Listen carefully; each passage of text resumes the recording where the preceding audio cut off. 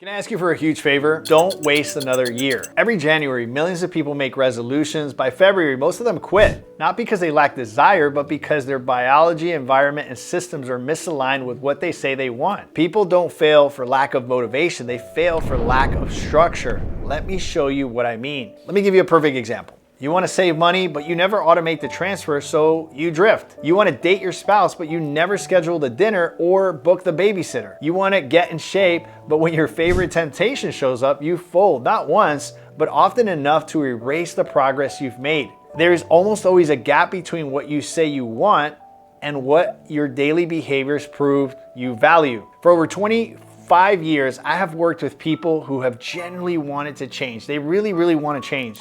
Good people, faith-driven people, highly motivated people. And I have seen the same pattern over and over again. Great intentions, but poor strategy. James Clear from Atomic Habits says that you don't rise to the level of your goals, you fall to the level of your systems. My friend, poor strategy, minimal planning, excuses that quietly protect comfort. So the question becomes simple. How do we make 2026 different? As a matter of fact, how do we make it amazing? In this video, I'm going to give you a simple, repeatable framework you can use to finally align your faith, your health, and your daily habits. This is not hype. This is not willpower. This is structure. If you apply it, your goals stop being aspirational and start becoming inevitable. Let me introduce you to the goal framework, okay? Goal means God honors applied labor. Remember it, okay? Faith that does not move your feet does not move outcomes. A goal by itself is just a marker. It tells you what you want, but it does not get you there. Most people stop at intention.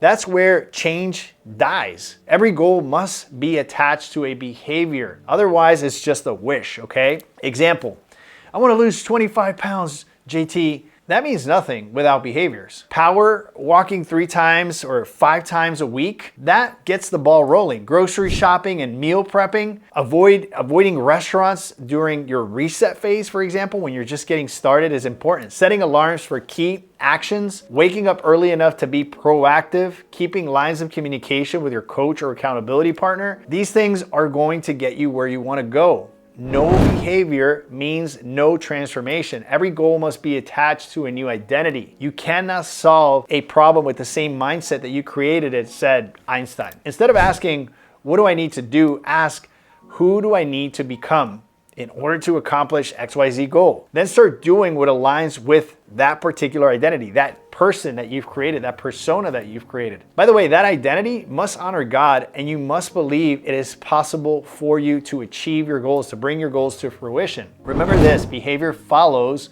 belief. Every goal must be supported by an environment that gives it oxygen, okay? You have to be in an environment that's gonna support your goals. You wanna remove temptations, reduce friction, eliminate visual and emotional triggers that work against you. You can be the most disciplined person in the world, but if the Cocoa Pebbles are still above your fridge, it's not gonna happen, right? You gotta remove those things, get those things out of the way. Then add cues that reinforce who you are becoming. Buy a treadmill. Keep your sneakers by the door. All these things are going to remind you of being physically active. Please remember that your environment is either training you or tempting you. No meaningful goal succeeds in isolation, okay? These things are all connected. Every goal needs a third-party, unbiased, paid accountability structure. This is not where I pitch you, okay? I'm simply saying that you need that discomfort of showing up and telling someone what you've done and what you haven't done. That accountability is huge. This is not about encouragement, not cheerleading or oversight. Accountability collapses excuses and accelerates results. Your instructions must be very clear as well, okay? You have to know where you're going, or your execution will be sloppy. Here's how clarity works in our system. Before I show you exactly the 3 phases of our program and how to actually add that so that procrastination gets out of the way and you never deal with this yo-yo dieting idea again, I wanna break things down for you and show you how we teach our members how to stay consistent, how to stay accountable, how to show up every day as the best version of themselves, okay? Before I do that, I'd like to invite you to a free strategy call. This is not a pitch, no pressure. It's simply about clarity, okay? I wanna show you exactly how we work in our system, and if we're a good fit, great. If not, no worries, you'll walk away with a ton of clarity. I'll leave the link down below for you. Okay, let me show you the 3 phases of the EYB plan and how this all breaks down. So phase 1 is called reset, phase 2 is called reboot, and phase 3 is called excel. This structure of the 3 phases are structured and designed to help you reach your goals by focusing on the plan rather than relying on motivation. Okay? Motivation fades, structure is consistent. So in reset, we focus on low carb, high protein, and healthy fats.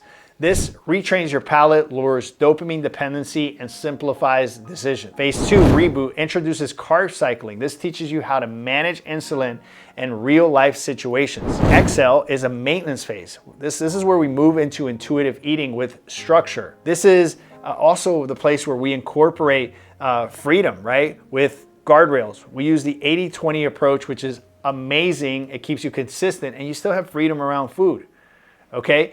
It's important to have clarity because clarity reduces decision fatigue. Decision fatigue oftentimes kills that consistency. We tell our members that if they want this to get, traction and have consistency, these pillars are non-negotiable, okay? So these are the pillars that are gonna get you to where you wanna go. If you have a pen and a paper, jot these down because these are powerful. Even though they're super simple, they are powerful. Sleep 7 to 8 hours consistently a night. Sleep is so important. Otherwise, you're gonna rise cortisol.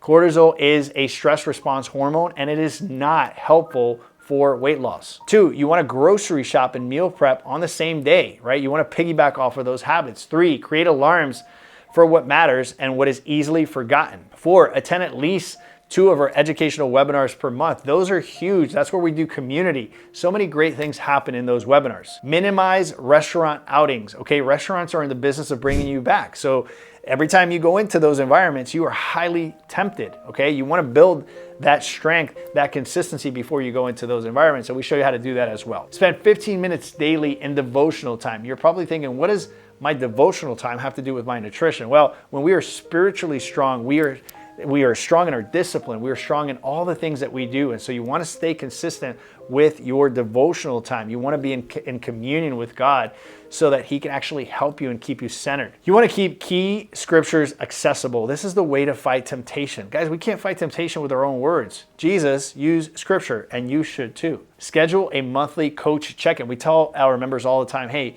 keeping lines of communication open is huge. Submit honest diagnostic questions even when they're uncomfortable. Every week we have these diagnostic questions and we say face the music regardless of what happened that week. Let us know so that we can course correct. Never disconnect physical goals from your spiritual disciplines. Remember, the way we eat, taming our hunger, proactively moving our physiology is a spiritual discipline, and there's no need to disconnect that from your other spiritual disciplines. Your body and spirit are not separated systems, they are integrated.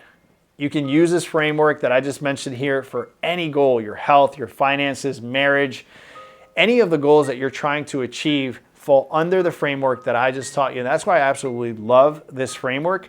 I know that if you put it into action, you're gonna see incredible results, not just in your fitness, but in your overall life.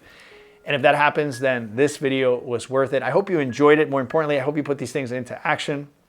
I hope you enjoyed this video. If you did, this video here, you're absolutely going to love. I'll talk to you guys soon. May the Lord bless you and keep you.